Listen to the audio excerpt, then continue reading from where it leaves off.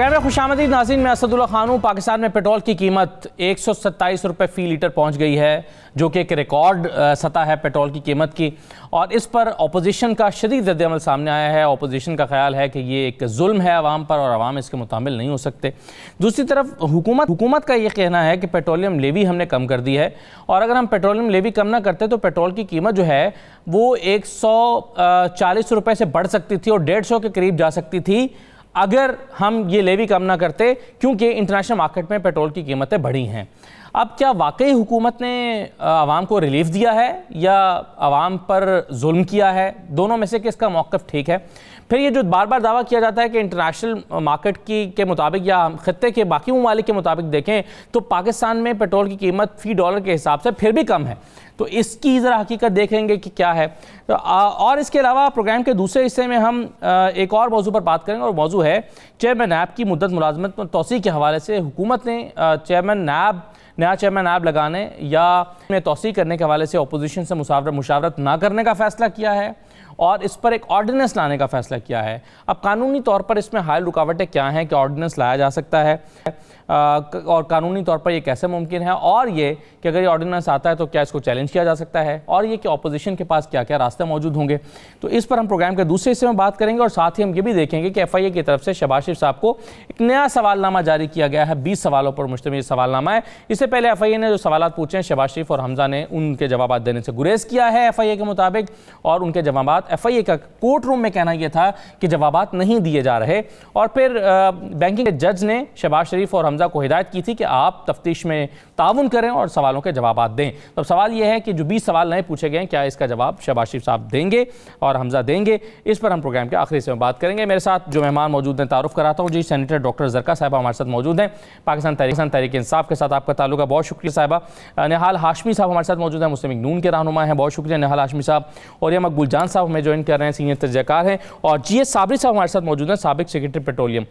मैं आगाज़ GS साबरी साहब आप ही से करना चाहूँगा। मेरा सबसे पहला जो सवाल है वो ये है कि आपके ख्याल में क्या ये मुमकिन है कि आलमी मंडी में कीमतें बढ़ें और हुकूमत वो सारा बोझ अपने ऊपर ले ले, अपनी मईशत पर ले ले, अपनी जेब पर ले ले, और वो कीमतें पास ऑन ना करे आवाम पर या पार्शली कर दे?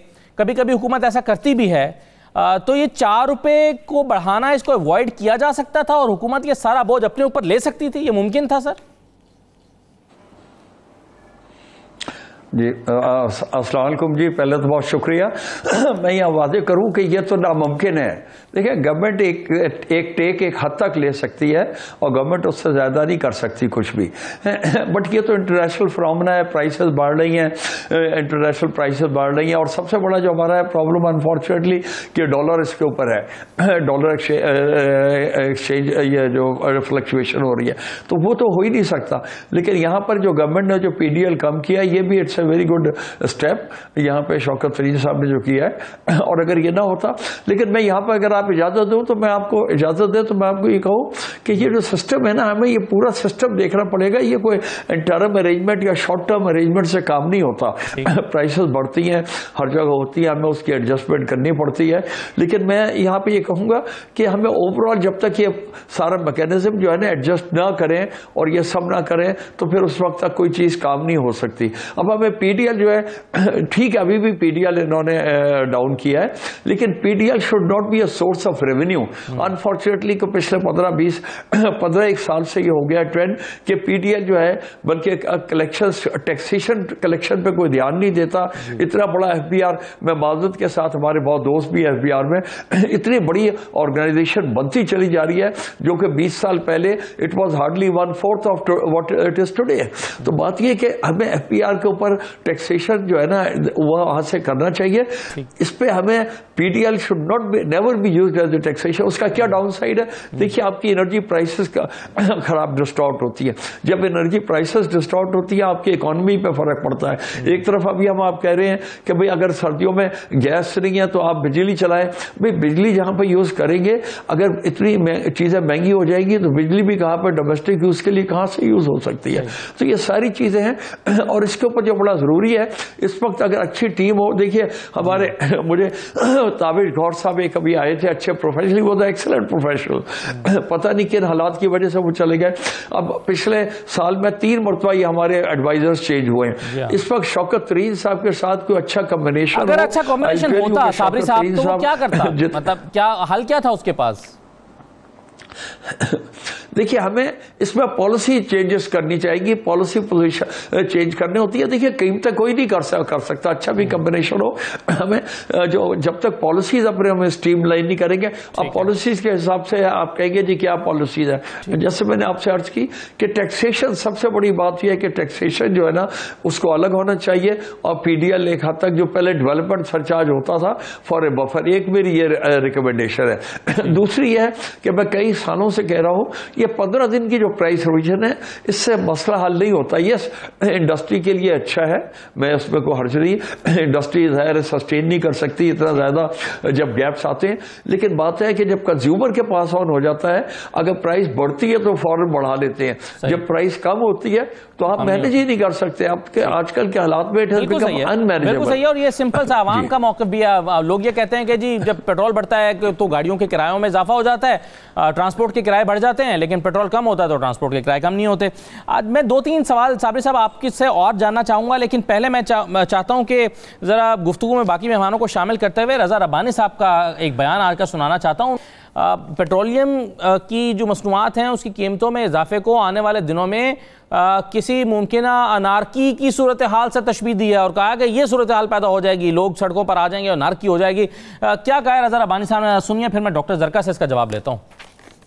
फाइनेंस मिनिस्टर के लिए इट इज ओनली 4 रुपीज। 15 दिन पहले इस कौम के ऊपर एक बम फेंका गया पेट्रोल का, और 5 रुपए तेल के ऊपर, पेट्रोल के ऊपर और डीजल के ऊपर बढ़ाए गए जनाब चेयरमैन। अभी जो नया बम गिरा एटम बम की तरह, उस पे जनाब चेयरमैन पेट्रोल इज नाउ 1 रुपी 127.30 पर लीटर। जनाब चेयरमैन, आपने सऊदी अरेबिया के साथ जो मुआहदा किया वो कहां गया? अगर गरीब तर होता चला जा रहा है, अगर उसका चूल्हा बुझ रहा है, तो सऊदी अरेबिया का डिफर्ड पेमेंट का मुझे क्या फायदा है जनाब चेयरमैन? तो जनाब चेयरमैन, आप एक इनकलाब की तरफ जा रहे हैं, और जब इनकलाब अज खुद उभरता है तो वो एनआरकी की तरफ बढ़ता है जनाब चेयरमैन, और जब एनआरकी की तरफ बढ़ता है तो वो इनकलाब अपनी लीडरशिप खुद थ्रो अप करेगा। सेनेटर डॉक्टर जरका साहबा जवाब दीजिए। वो कह रहे हैं कि एनार्की की तरफ ये मामला चला जाएगा। आपको आखिर गरीब आवाम की परवाह क्यों नहीं है? आप बार बार बम और एटम बम क्यों गिरा रहे हैं? जी बिस्मिल्लाहिर्रहमानिर्रहीम, बहुत शुक्रिया असदुल्ला साहब। मैं सुन रही थी, मैं सेनेट में ही थी जब रज़ा रब्बानी साहब ने ज़बरदस्त तकरीर की। देखिए, बात यह है कि ये पहली दफा तो नहीं हुआ कि पाकिस्तान में 127 रुपए का लीटर पेट्रोल हो, या ये पहली मरतबा हुआ चुके हैं। जब तक आप हुकूमत की डॉक्टर साहब 120 से ऊपर तो पहले भी हुआ है जी, 127 पे पहली दफा गया, लेकिन 120 पे तो गया हुआ है ना पहले, और उसके बाद कीमतें नीचे भी आई थी। तो बात यह है कि जो जिस तरह अभी साबरी साहब की मैं बात सुन रही थी कि अगर जो आपकी पॉलिसीज चल रही हैं, आपका एक सिस्टम है, जिस तरह वो टाइटैनिक होता था ना जहाज, इतना बड़ा सिस्टम है, आपको आइडिया नहीं, जहां 10 लोगों की जरूरत है वहां 100 लोग लगे हुए हैं, और काम फिर आपको और मुझे पता ही है कि कैसे होता है टाइटैनिक में। उसको घुमाने के लिए आपको जिस कदर मुश्किल पेश आ रही है वो आपको नजर आ रही है। एक सिस्टम है जिसको आपने पिछली खास तौर पे पिछली 3-4 दिहाइयों में आपने उसको इस कदर जकड़ दिया है, वो सिस्टम एक स्टैंड स्टिल पे रहने का आदी हो चुका है। सिस्टम का कोई हिस्सा ये नहीं चाहता कि कोई बेहतरी आए। सिस्टम का हर हिस्सा चाहता है कि स्टेटस को हो, उसका जाती फायदा हो, और मुल्क का तो आपने नाम ही खत्म कर दिया है लोगों के दिमाग से कि मुल्क भी कोई चीज है। ये वो हकीकत है जिसके साथ आप और मैं तहरीक इंसाफ की हुकूमत को लेके आए थे। इसलिए लेके आए थे कि क्योंकि प्राइम मिनिस्टर इमरान खान का स्लोगन ये था, और तहरीक पेट्रोल की कीमतें बढ़ने की बात हो रही है, तहरीक इंसाफ ज्वाइन की, आप उसी पर्सपेक्टिव में बात कर रही हैं ना? सर मेरा कहने, अच्छा चले उसी पे बात कर रही हूँ मैं आपसे, सिर्फ ये बात कर रही हूँ कि ये आसान काम नहीं है। आई अग्री विद साबरी साहब के पॉलिसीज के चेंज की जरूरत है, लेकिन पॉलिसी के चेंज के साथ आपको अपनी स्टोरेज भी करनी है ऑयल की। आपके पास तो 15-20 दिन से ज्यादा के आपके पास स्टोरेज के मैकेनिज्म ही नहीं है। आपने पेट्रोल से हट के आपने लिक्विफाइड पेट्रोलियम गैस पे जाने की कोशिश की, तो देख लें दुनिया में इस वक्त एक क्राइसिस आई हुई है एलपीजी की। आप देखें यूरोप में इस वक्त क्या क्राइसिस आई हुई है, वो लोग परेशान है, उनको गैस कहां से मिलेगी। और पाकिस्तान में भी ये आने वाली है गैस और एनर्जी की shortage. This is a global phenomenon after Covid, and Covid के बाद जब एकदम डिमांड्स इंक्रीज की हैं तो ये प्रॉब्लम सारी दुनिया फेस कर रही है। पाकिस्तान की इस वक्त यूनिक पोजीशन ये है कि हम रीजन में, अफगानिस्तान हमारे साथ है। अफगानिस्तान में डॉलर उनका सारा जब्त हो गया है अमेरिका में। अफगानिस्तान की इकोनॉमी को इन अ वे इस वक्त हमारा डॉलर भी क्यों बढ़ा है, उसकी वजह भी आप और मैं जानते हैं।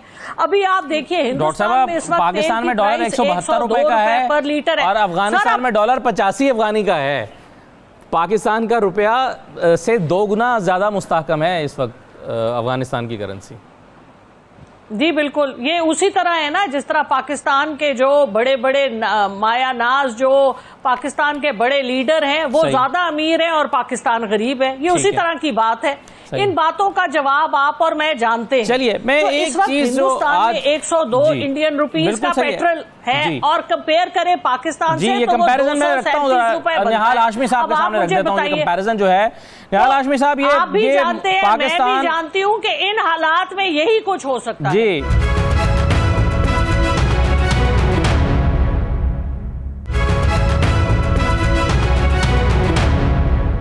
निहाल हाशमी साहब, ये पाकिस्तान में जो 1 लीटर पेट्रोल है वो $7.27 का है। इंडिया में $1.38 का है, यानी $1.4 का तकरीबन।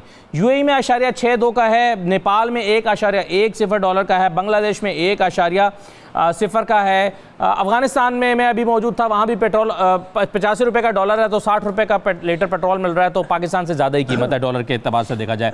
तो हुकूमत का ये कहना तो दुरुस्त मालूम होता है कि डॉलर के पॉइंट ऑफ व्यू से देखा जाए तो पाकिस्तान रीजन में अभी भी सस्ता पेट्रोल दे रहा है।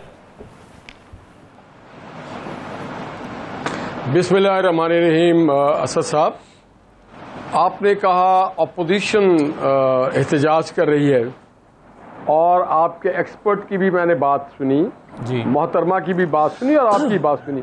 तो ये प्रोग्राम तो करने ही नहीं चाहिए। आप केक मंगवाएं, हम केक काटते हैं और हम जश्न मनाते हैं कि हमारी महंगाई नहीं है। The way you are conducting, आप तो हमारी आवाज है 22 करोड़ लोगों की, मगर आप आवाज बन गए चोरों की। कमाल कर रहे हैं। अब बहुत अच्छे आदमी असदुल्लाह, अल्लाह की तलवार असद साहब, मैं निहाल हाशमी साहब, मैं तो अभी ऑपोजिशन का मौक़िफ़ सुने डॉक्टर साहब के सामने रख रहा हूं, हुकूमत का मौक़िफ़ आपके सामने रख रहा हूं। 32% मुझे बोलने दे ही नहीं रहा। कोई फर्क नहीं पड़ता कि कहां पे डॉलर कितने का है, पाउंड कितने का है, दुबई में कितने का है, इंडिया में कितने का, कितना पर कैपिटा है, इनकम है, कितना लीटर है। Common man does not matter this. मैं मोटरसाइकिल चलाता हूं यार, मेरी तनख्वाह 15,000 रुपए है और मुझे रोजाना 300 रुपए का पेट्रोल डालना पड़ता है। मैं अपने बच्चों को क्या खिलाऊंगा? ये मेरा हेडेक नहीं है सर। पाकिस्तान, ये अपोजिशन का मामला सिर्फ नहीं है। अपोजिशन तो 22 करोड़ लोगों की बात कर रही है, उनकी जबान बन के बात कर रही है। एक्सपर्ट ओपिनियन को रखे एक तरफ।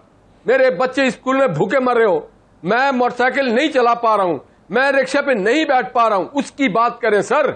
बात ये करें कि कॉमन लोगों को क्या रिलीफ दिया, क्या करना चाहिए? छोड़ दें। आलमी मंडी में अगर कीमतें बढ़े हैं निहाल हाशमी साहब, तो हुकूमत क्या करे?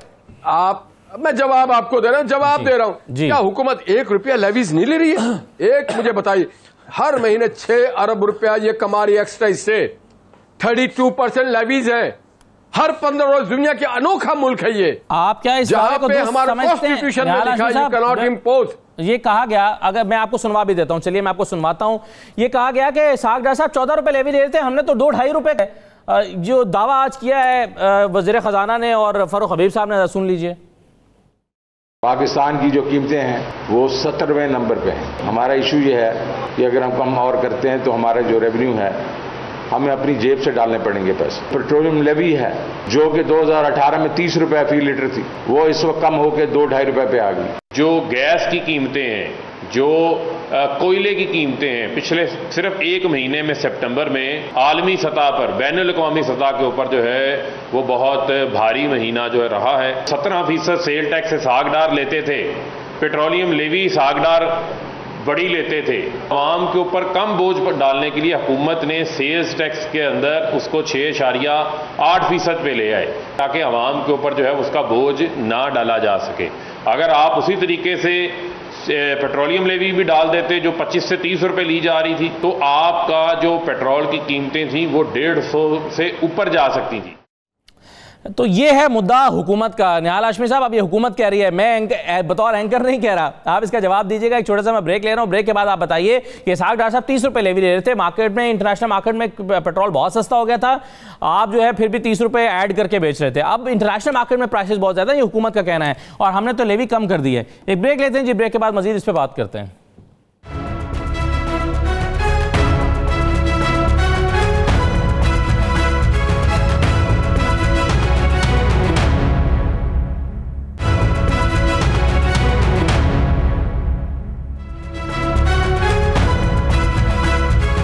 दोबारा खुशामद कहते हैं। निहाल हाशमी साहब, पेट्रोल की बात हो रही है, शौकत तरीन साहब जो है वजीर खजाना, वो ये कहते हैं कि 2 अरब रुपया हमने अपनी जेब से डाला है, वरना पेट्रोल ज्यादा बढ़ाना पड़ता।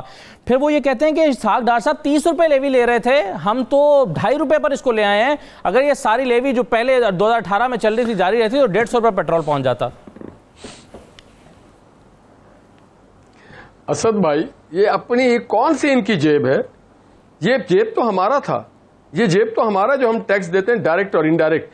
तो ये बात करना बंद कर दें कि हम अपनी जेब से ले लें, हम बड़ा नुकसान उठा रहे हैं। भाई ये हमारा जेब है जिसमें आपने एक माचिस की डिबिया पे भी जो है ना इनडायरेक्ट टैक्स लगाते हैं, तो ये छोड़ दें। आप बिजली के और गैस के जो बिल है उसके ऊपर surcharge, extra share charge, fuel adjustment charges, income tax, super income tax, जो बच्चे के आपकी सालगिरह, बच्चे का अकीका, बच्चे की शादी, वलीमा, सब उसी टैक्स पे करते हैं। भाई वो हमारा पैसा है, ये बोलना छोड़ दें। आपको वहां पे नौकरी करने गए, आप नौकरी करें सरकार की, इससे ज्यादा हमें बेवकूफ ना समझे। शायद इंग्लिश बोलना आम लोगों को ना आता हो, शायद इंडेक्स बोलना ना होता हो, मगर आम आदमी ये जानता है कि उसका हासिल हुसूल क्या है। इसाक डार के टाइम में आम आदमी को मालूम था हासिल हुसूल ये है कि वो अपने घर में इज्जत से रहता है। बिजली का नर्क जो है 8 रुपया पर यूनिट है, आज की तरह 20 रुपया नहीं है। बिजली उसके घर आती है। इसाक डार के वक्त में पता था कि वो अपने घर में अपने बच्चों को रोटी खिला सकता है। इसाक डार के वक्त में पता था कि वो अपने मोटरसाइकिल पे जा सकता है। इसाक डार के वक्त में पता था कि रिक्शा, टैक्सी या बस पे अफोर्ड कर सकता है। आज में और इसाक डार में कहाँ राजा गंगू और कहाँ राजा भोग, कहाँ गंगू तेली, कहाँ इसाक डार, कहाँ शौकत। चले मैं एक सवाल, कीमतों के कंपैरिजन हम कर रहे हैं ना, महंगाई अपने उरूज पे है। सही है। मैं एक सवाल, अगर मैं और फिर इसाक डार के दौर में कहते थे इनके वजीर आजम चोर होता है। ठीक है, चले साहब ये बताइए, एक आर्गुमेंट पीपल्स पार्टी की तरफ से आया, आर्गुमेंट ये है कि हमारे ज़माने में, यानी पीपल्स पार्टी कहती है हमारे ज़माने में $110 फी बैरल तेल हुआ और हम 113 रुपए में बेच रहे थे पाकिस्तान में, और अब $75 का एक बैरल मिल रहा है और 127 में मिल रहा है। ये क्या कहानी है आपके ख्याल में? देखिए, मैं असल में पॉलिटिक्स पर तो नहीं जाऊंगा क्योंकि निहाल हाशमी साहब ने पहले कह दिया कि जी के नहीं सर, मैं जवाब दे रहा हूं क्योंकि उन्होंने पहले ही रद्द कर दिया कि जी एक्सपर्ट ओपिनियन मैं नहीं सुन सकता। तो बात यह है कि प्राइसेस देखिए, जिस वक्त ये है कि ठीक है डॉलर इस वक्त ये डॉलर की प्राइस देखें कि क्या है, कहां पर ये चीज जा रही है, सबका सब हम उसका देख सकते हैं। ये सिर्फ एक चीज स्टैंड अलोन नहीं होती, और मैं बिल्कुल मुतफिक हूं कि यहाँ पे अगर ये प्राइस आज ये कम ना करते ना PDL, तो ये इससे ज्यादा हो जाता। तो it's a very good positive step. और यहाँ जैसे अब स्टोरेज वगैरह की बात हो रही है, स्टोरेज वगैरह तो बात की बात है। हम तो पहले आज इतनी महंगाई है, ये महंगाई आज के नहीं है। यस महंगाई है, बट इसको कहते हैं अकोमुलेटेड सब चीजें हैं। हमें इसको सेटल, मैं इस पर नहीं बात करूंगा क्योंकि ये पॉलिटिक्स आ जाती है, it is beyond my scope. But prices जो हैं ये इस वक्त इंटरनेशनली बढ़ी हुई हैं और इसको कोई भी कुछ नहीं कर सकता। अब हमें पॉलिटिकल स्टेटमेंट्स और बात है, but the reality the fact of the matter is कि there is international increase in price worldwide, और वैसे भी अब जो सीजन आ रहा है अगले महीनों में 2-3 महीनों में और भी सर्दियों के मौसम में हमेशा कीमतें बढ़ती हैं और बढ़ेंगी इसके ऊपर। हाँ, ये सिर्फ डॉलर का अगर है, लेकिन डॉलर भी जो बाकी हमारे पॉलिटिशियन भाई बैठे हुए they will be commenting on क्या हाउ टू, बट इसमें अगर हो जाएगा और कंट्रोल हो जाएगा डॉलर तो ये थोड़ा, बट प्राइसेस अभी आपने खुद ही आसिफ भाई बताया कि इंटरनेशनली सारा कंपैरिजन दिया है कि हर जगह जो है we are still the lowest और we have been lowest in the past even. बर्तानिया में 31% कीमतें बढ़ी हैं, मुल्कों में अपनी कीमतें जी हाँ भैया, तो ये फैक्ट्स हमें एक्सेप्ट करने चाहिए।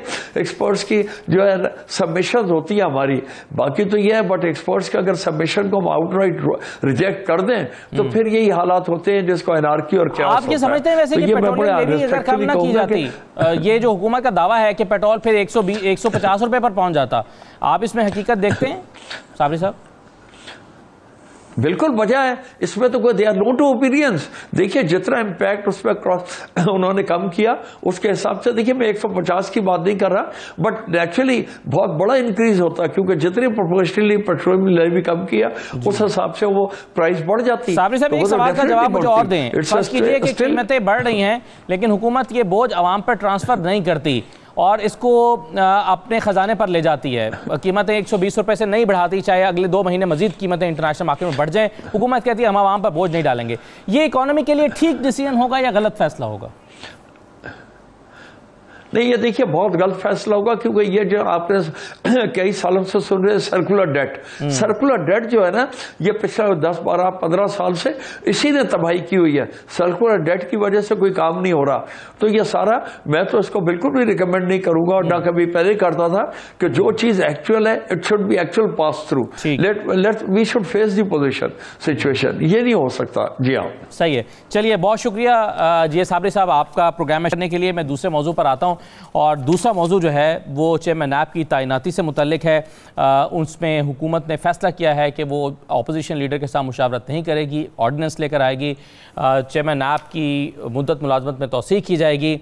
अब ये कितना कानूनी तौर पर आसान है, कानूनी तौर पर कितना मुश्किल है? मेरे साथ इस सेगमेंट में आरिफ चौधरी साहब मौजूद है, माहिर कानून। आरिफ चौधरी साहब बहुत शुक्रिया, आपको मैं खुश आमदीद कहता हूँ। सबसे पहले तो मैं ज़रा डॉक्टर ज़रका ही से जानना चाहता हूँ, फिर मैं आपके पास आता हूँ। डॉक्टर ज़रका, आप कि ये हुकूमत को ये फैसला क्यों करना पड़ा? कॉम्पिटेंट लोगों की कमी नहीं है पाकिस्तान में? आपको ऐसा ही एक चेयरमैन नैब, कॉम्पिटेंट चेयरमैन नैब मिल सकता है, या आखिर तौसीक का फैसला ही हुकूमत क्यों कर रही है और क्यों मुशावरत नहीं करना चाहती लीडर ऑफ द अपोजिशन से? छोड़िए कि वो शहबाज शरीफ हैं या हमजा हैं या कोई और हैं, वो एक ओहदे के साथ मुशावरत होती है जो कि कानून में, आइन में लिखा हुआ है। बिस्मिल्लाहिर्रहमानिर्रहीम। बहुत शुक्रिया जी।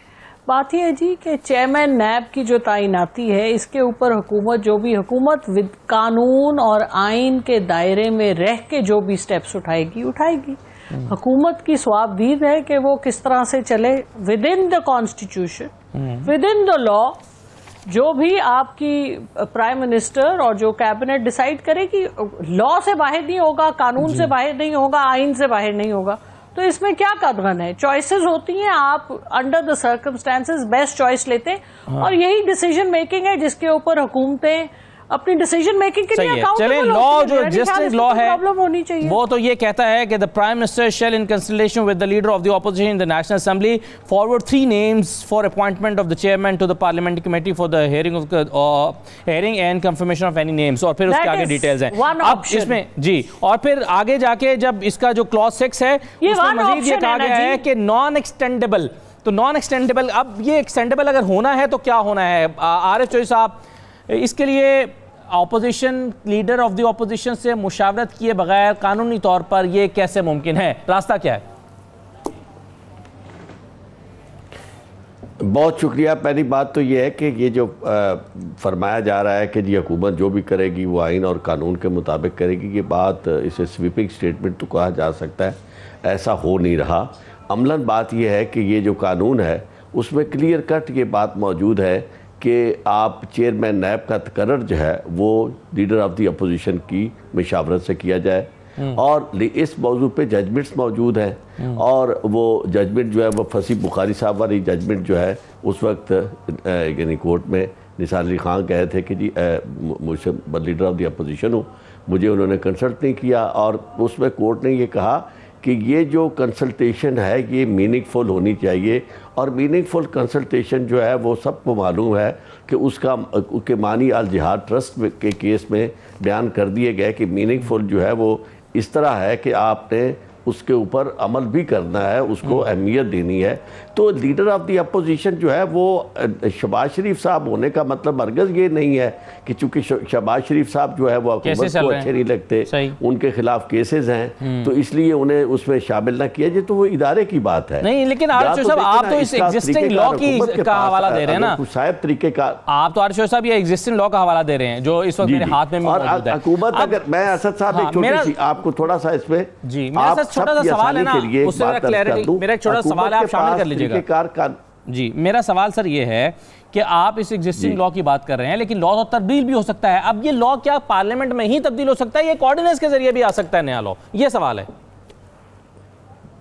नहीं, आप पार्लियामेंट के अंदर ही तब्दील हो सकता है और सादा अक्सरियत से ये लॉ बदल सकता है, और हुकूमत के पास सादा अक्सरियत मौजूद है। मैं तो यही तजवीज़ देता आ रहा हूँ कि हुकूमत को चाहिए कि वो ये मामला ले जाए पार्लियामेंट में, और अगर वो इससे निकलना चाहते हैं इस सारी सिचुएशन से कि वो उनका कहना बजा होगा, पार्लियामेंट अगर ये समझती है कि जी लीडर ऑफ द अपोजिशन के साथ क्लैश ऑफ इंटरेस्ट है, और वो चूंकि खुद उसमें उनके खिलाफ केसेस हैं, और वो फैसला कर देती है, पार्लियामेंट कर देती है कि जनाब इसमें लीडर ऑफ द अपोजिशन की कंसल्टेशन नहीं चाहिए, तो फिर भी आपको कोई ना कोई कंसल्टेशन, तो ये जो नॉन एक्सटेंडेबल है, क्योंकि कंसल्टेशन में इसको ये जो period of 4 years non extendable तो अभी नहीं है जी। सर चोई साहब, ये जो लिखा हुआ है कि non extendable for the period of 4 years, इसको एक्सटेंडेबल कन्वर्ट किया जा सकता है विद सादा अक्सरियत? आप कह रहे हैं पार्लियामेंट में नहीं कर सकते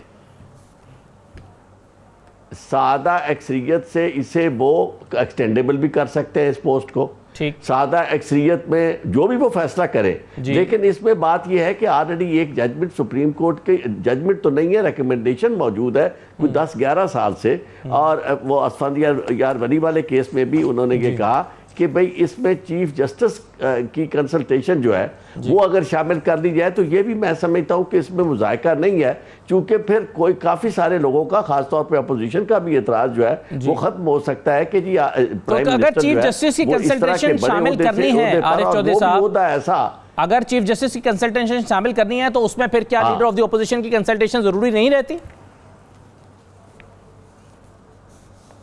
मैं वही अर्ज करता हूं ना कि अगर इसको आप तब्दील करना चाहते हैं तो ये लीडर ऑफ द अपोजिशन को तो आपको शामिल करना चाहिए, लेकिन ये कि साथ अगर चीफ जस्टिस की आप उसको शामिल कर लेते हैं तो उससे इनके इस मसले का हल भी निकल आएगा कि ये लीडर ऑफ द अपोजिशन भी होगा। और चूंकि देखें ये पार्लियामेंट, जब तक पार्लियामेंट है, जब तक नए इंतखाबात नहीं हो जाते, उस वक्त तक हर ओहदा, कल को वो कहेंगे कि जनाब वो जो पेशावर के केसेस हैं उसमें 4 पता नहीं कितने अरब का गबन निकल आया है, तो उसमें प्राइम मिनिस्टर साहब भी आएंगे, तो इसलिए प्राइम मिनिस्टर साहब आगे बढ़ने से पहले मुझे एक सवाल का जवाब और दे दें, और वो ये है कि अगर हुकूमत सादा अक्सरियत के लिए पार्लियामेंट नहीं जाती और ऑर्डिनेंस लेकर आती है, तो क्या ये तरीकाकार चलने वाला नहीं है? चैलेंज हो जाएगा कोर्ट में? नहीं, ये ऑर्डिनेंस असद साहब चैलेंज होगा सुप्रीम कोर्ट में, ठीक है, और ये सेटिस्फाइड हो जाएगा, और हुकूमत को काफी ज्यादा इस मामले में, इस पर मैं आपसे मजीद बात करता हूं कि ये क्यों होगा और क्या ग्राउंड हो सकती है। मैं निहाल हाशमी साहब, ये अभी जो बात कर रहे हैं आरिफ चौधरी साहब के, हुकूमत को ये नॉन एक्सटेंडेबल को एक्सटेंडेबल करने में एक सादा अक्सरियत चाहिए जो कि इस वक्त पार्लियामेंट के अंदर मौजूद है, और हुकूमत उस ऑप्शन पे भी जा सकती है। तो अगर हुकूमत ऐसा कर लेगी, आप ये कहने में हक बजाने में है कि ऐसा नहीं होना चाहिए, ये आपका लीगल और सियासी हक है, लेकिन अगर हुकूमत ये करती है तो आपके पास क्या तरीका बचता है? आप क्या करेंगे इस तरमीम को? असद भाई, आरिफ चौधरी साहब सीजन्ड लॉयर हैं, उन्होंने बड़ी सारी बातें की। मैं सिर्फ ये बताना चाहता हूँ कि हमारे मुल्क में एक कल्चर हो गया एक्सटेंशन का कल्चर। अब जब एक्सटेंशन का कल्चर आप किसी भी माशरे में रिवाज डालते हैं जी, तो वो मेरिट का किल है, वो मेरिट को मारना होता है, मेरिट को कत्ल करना होता है। और जहां तक चेयरमैन जो बात आरिफ भाई ने की, मैं I don't want to repeat it, एक मीनिंगफुल डिस्कशन, इसी को मैं आगे बढ़ाता हूं कि जनाब आपको याद होगा 2010 में जस्टिस दीदार हुसैन शाह साहब को चेयरमैन नैब लगाया गया था without the meaningful consultation of the opposition, और उस पे जो जजमेंट आई थी वो उस जजमेंट की बेंच पे बैठे हुए थे जनाब जावेद इकबाल साहब। और अब भी अगर वो समझते हैं या हुकूमत समझती है, मैं ना मानूं तो और बात है, आप बुलडोज कर दें, आप पार्लियामेंट को ही बुलडोज, और अगर आप ऑर्डिनेंस लेके आते हैं तो इसके माने पार्लियामानी निजाम को आप डिरेल करना चाहते हैं, कमजोर करना चाहते हैं, बेतौकीर करना चाहते हैं पार्लियामेंट को, उसके मेंबरान को, जिसके आप खुद मेंबर हैं। आज जो लोग मां सिवाय स्पेशल असिस्टेंट और एडवाइजर के नहीं, लेकिन हाल हाशमी साहब देखिए ना, आइन जैसे लोगों को निकाल के जितने भी और लोग हैं, मिसाल के तौर पर नवाज शरीफ साहब पे कदगन लगी कि वो पार्टी के चेयरमैन, पार्टी के सदर नहीं रह सकते, तो आइन में तरमीम करना पड़ी कि जी एक ऐसा शख्स जो नाअहल हो वो फिर भी पार्टी का सदर रह सकता है। तो आप कहेंगे ना ये अलग तरमीम ही की है, अलग चीज है। अब आप एक नया शोशा छोड़ रहे हैं, नाअहल हो गया।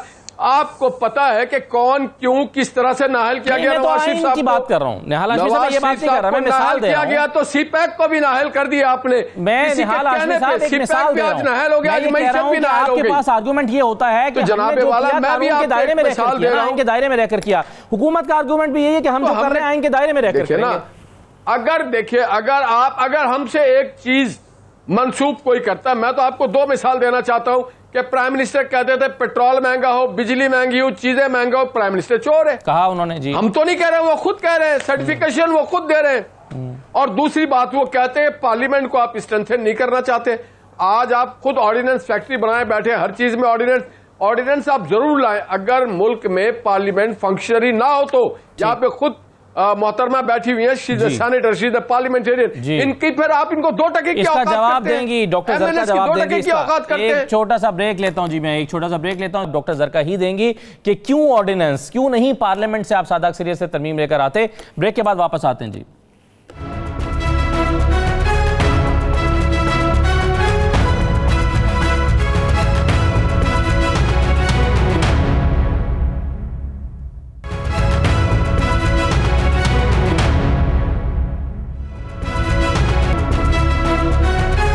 ब्रेक के बाद दोबारा खुशामदीद। अभी एक खबर यह मौसूल हुई है कि वज़ीर-ए-आज़म की ज़ेर सदारत एक बड़ा अहम इजलास हुआ है, जिसमें वज़ीर कानून मौजूद थे, फवाद चौधरी साहब मौजूद थे, शाह कुरैशी साहब मौजूद थे, अटॉर्नी जनरल पाकिस्तान मौजूद थे।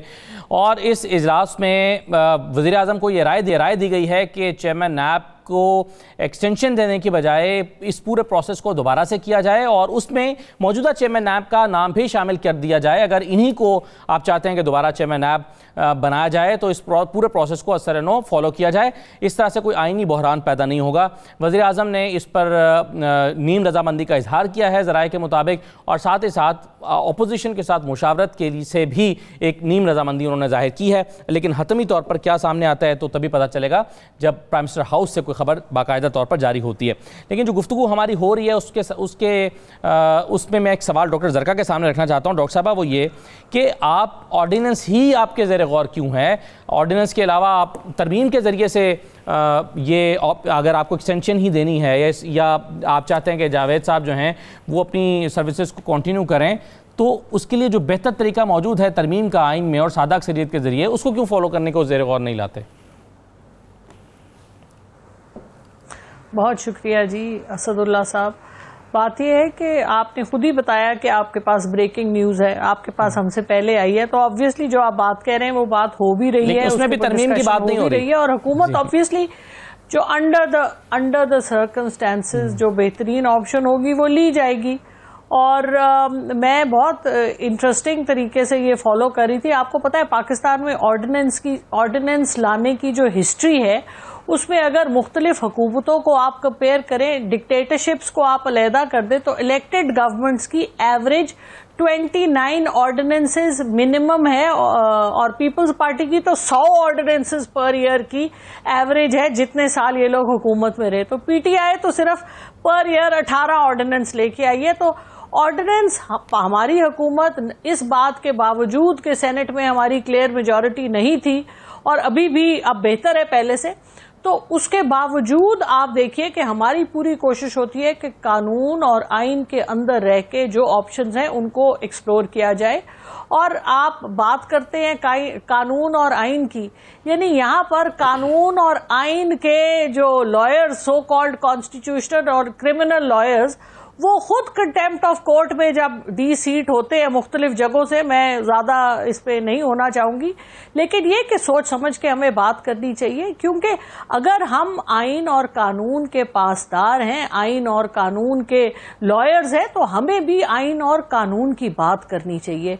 पॉलिटिकल रेटरिक जो है ना, ये अब आउट ऑफ फैशन हो गई है, अवाम इसको सुनना नहीं चाहती। अवाम चाहती है आप दलील से बात करें, इसहाक डार की आप तारीफों के पलंदे ले आए, नवाज शरीफ की तारीफ के पलंदे ले आए, ये अब नहीं चलता, ये अब बिकने को नहीं है। आप काम अपना बताएं, इसहाक डार की क्या आप सपोर्ट कर रहे हैं, जो आदमी 3 साल से बाहर बैठा है, सीट हमारी सेनेट की ऑक्यूपाई करके, जो आदमी आके ओथ नहीं ले सकता। अरे क्या बातें करते हैं, कानून और आइन की बात करें, रेटरिक से बाहर निकल जाएं। जो लोग, लेकिन डॉक्टर साहब आप भी तो ये करते हैं ना, पहले आप कहते हैं कि इनके ऊपर केसेस हैं, शहबाज शरीफ को पब्लिक अकाउंट्स कमेटी का चेयरमैन कैसे बनाया जा सकता है, कैसे एक शख्स को जिसके अपने ऊपर केसेस हैं वो अपना करेगा, फिर आप लगा भी देते हैं, फिर आप लगा भी देते हैं। अब फिर आपने शोर मचाया कि हम शहबाज शरीफ साहब को जो है वो जगह छोड़ी, आपने कहीं जगह छोड़ी। देखिए ना, 25 अरब के उनके ऊपर केसेस हैं, टीटी 7 अरब की, मुश्ताक चीनी वाला, आप पापड़ वाला कोई उठा ले, एक 18-19 डिफरेंट बिजनेसेस हैं जिनसे ये सारी टीटियां हुई।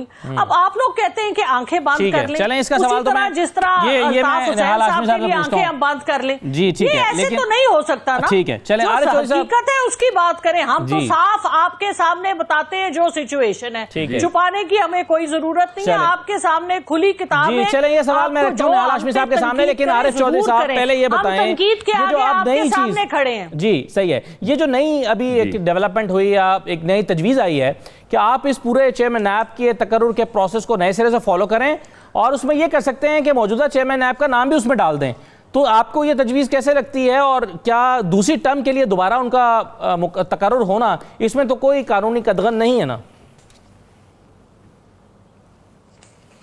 मैं आपसे अर्ज करूं कि ये कानून जो था 2015 में सुप्रीम कोर्ट की जजमेंट है, जिसमें उन्होंने कहा कि आप जो लोग रिटायर हो जाते हैं उन्हें री एम्प्लॉय ना करें। अब दूसरी बात इसमें ख़ास तौर पे चेयरमैन नैब के ओहदे के मामले में ये बात है कि ये इसलिए इसे नॉन एक्सटेंडेबल किया गया था कि कोई शख्स जो 4 साल के लिए इतना बड़े मनसब पर बैठता है, मोहतसिब आला बनता है, उसके ज़हन में कोई ऐसी बात ना हो कि वो रू रियायत किसी के साथ इस वजह से करे कि मैं कल को मुझे एक्सटेंशन मिलेगी। ये एक्सटेंशन वाला कॉन्सेप्ट जो है ये बेसिकली करप्शन को जन्म देता है, और वो करप्शन माली ही नहीं है, वो किसी भी अंदाज में जब आप लोगों को ओब्लाइज करते हैं, और यानी माजी में ऐसा हुआ कि जो लोग आए चेयरमैन नैब बने वो ऑलरेडी लोगों के ओब्लाइज थे, अंडर ऑब्लिगेशन थे, इस वजह से नैब आप समझते हैं इसकी रूह के मुनाफी है अगर वो दोबारा आते हैं, वो इसकी रूह के मुनाफी है ये आप समझते हैं? लेकिन क्या कोई कानूनी कदगन होगी इसमें? दूसरी बात है ये कानून की रूह के मुनाफी है, और जो जजमेंट्स है सुप्रीम कोर्ट की उसके खिलाफ है। मैं समझता हूं कि इस मामले में चैलेंज होगा, हुकूमत को भी ये सोचना चाहिए कि लोग अगर वो आइन और कानून की बात करते हैं तो फिर ये री एम्प्लॉयमेंट वाला कॉन्सेप्ट बदल के नए लोगों को दयानतदारी की बुनियाद पर लाएं। उनके खिलाफ ऑलरेडी देखे कितना बड़ा स्कैंडल आया, वो उसके बाद जिस तरह की सिचुएशन हुई, मैं समझता हूं कि हुकूमत को भी गौर करना चाहिए कि इससे एक नुकसान जो असद साहब होगा इन्हें, वो जो इनका नैरेटिव अब तक बहुत बुरी तरह नाकाम हो रहा है, उसको और भी नाकामी होगी कि जो वो लोग कहते थे कि नैब का ताल्लुक इमरान खान के साथ है, नैब के चेयरमैन का, तो या उनकी मर्जी से सारा कुछ हो रहा है। अगर आप उसे दोबारा ये फेवर देते हैं, उसे फिर कंसीडर करते हैं, तो ये बात तो बिल्कुल सही है सर, मुझे हो जाएगी, ये दलील जो है लोग मान लेंगे। चलें निहाल हाशमी साहब, ये 20 सवाल आते हैं जो FIA ने जारी किए हैं सर, शहबाज शरीफ साहब से पूछे हैं, अभी तक वो सवालों का जवाब FIA को नहीं दे रहे थे, कहते थे मैंने नैब को दे दिए हुए हैं, लेकिन अब कोर्ट ने उनको कहा है कि आप इन सवालों के जवाब दें, और ये 20 सवाल वो हैं जो उनसे बार बार पूछे जा रहे हैं, वो जवाब नहीं दे रहे, जवाब देंगे, जवाब देने चाहिए आपके ख्याल में इन सवालों के जो मनी लॉन्ड्रिंग से मुतल्लिक हैं? असद भाई, आपको याद होगा एक DG FIA हुआ करते थे बशीर मेमन साहब जी। बशीर मेमन साहब की इंटरव्यूज आप देख लें, हर जगह मौजूद है। वो कहते हैं, बशीर मेमन साहब फरमाते हैं कि मुझे प्राइम मिनिस्टर हाउस में बुला के कहा जाता है कि फला फला अपोजिशन के लोगों के खिलाफ आप केस बनाएं, केस बने या ना बनाए, आपको बनाना पड़ेगा। जब वो मना कर देते हैं तो फिर उनको वहां से तब्दील कर दिया था, फिर वो अपने मनपसंद जिया साहब को लेके आ जाते हैं। तरदीद भी जारी कर दी थी, उन्होंने कहा था नहीं मुझे प्राइम मिनिस्टर ने ऐसा नहीं कहा। वो मतलब इन अल्फाज में नहीं कहा। नहीं, प्राइम मिनिस्टर हाउस में कहा गया। देखिए, प्राइम मिनिस्टर हाउस में तो कहा गया ना, प्राइम मिनिस्टर हाउस किसका डोमेन है? इमरान खान साहब का डोमेन है। कुछ जबान से अपने कहा जाता है, तो वो चले आप हाशमी साहब, लेकिन अब अदालत ये कह रही है, बैंकिंग कोर्ट कह रही है कि एफआईए की तफ्तीश में शामिल हों, तो एफआईए की तफ्तीश में कोर्ट कह रही है कि शामिल हों, इन सवालों का जवाब दें। तो बावजूद आपके तहफ़्फ़ुज़ात हो, जवाब तो देंगे। हमारे वकील इसको सुन लेना, ये हमारे वकील इसको देखेंगे, एग्जामिन करेंगे। ठीक है, क्योंकि इसी तरह यही जवाब शहबाज शरीफ साहब देते हैं, यही जवाब शहबाज शरीफ देते हैं कि मेरे वकील देखेंगे और अदालत में हम जवाब देंगे। एफआईए को वो यही कहकर जवाब नहीं देते, लेकिन अब अदालत ही कह रही है कि एफआईए को जवाब दें और 20 सवाल है उनके सामने और कड़े सवाल आते हैं। मुझे इजाज़त दीजिए, अल्लाह हाफिज़।